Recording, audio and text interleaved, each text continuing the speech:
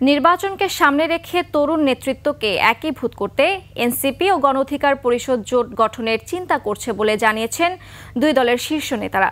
জোটে আর কোনো রাজনৈতিক দল থাকবে কিনা তা নিয়ে এখনও চূড়ান্ত সিদ্ধান্ত হয়নি, তবে সমঝোতার ভিত্তিতে সে পথ খোলা থাকবে বলে মন্তব্য তাদের। খালিদ ইবনে মিজানের রিপোর্ট।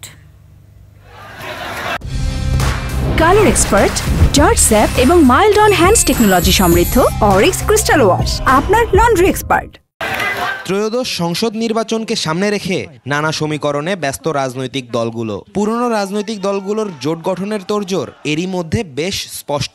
তুলনামূলকভাবে নতুন ও তারুণ্য নির্ভর দুই দল এনসিপি ও গণ অধিকার পরিষদের এক হওয়ার গুঞ্জন শোনা যাচ্ছে।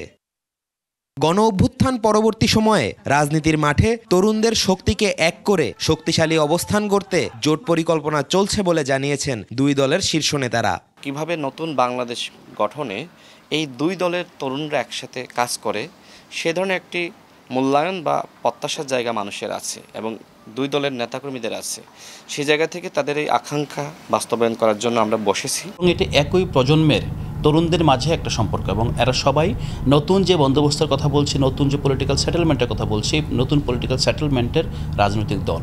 লক্ষ্য ও পরিকল্পনা এক হওয়ায় জোট গঠনের পরিকল্পনা প্রাথমিক পর্যায়ে রয়েছে, তবে তরুণরা এক রাজনৈতিক দলের প্ল্যাটফর্মে দাঁড়াবে কিনা তা এখনও স্পষ্ট নয়। সব রাজনৈতিক দলগুলোর তরুণরা মিলে একটি অ্যালায়েন্স তৈরি করবে। সেই অ্যালায়েন্সটা তারুণ্যের যে ভাষা, যেই জেনজির ভাষা, জেনজির যে আকাঙ্ক্ষা, সেই আকাঙ্ক্ষাটা ধারণ করবে। আমরা যদি ছাড় দিয়ে একসাথে কাজ করতে পারি সেটি এই বাংলাদেশের জন্য বড় একটি অর্জন হবে।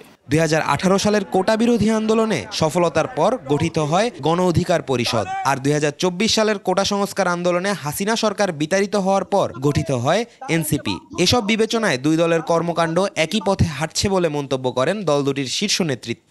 আলোচনা চলমান রয়েছে এবং সেই আলোচনা অত্যন্ত ইতিবাচক। খালিদ ইবনে মিজান, 21 টেলিভিশন, ঢাকা।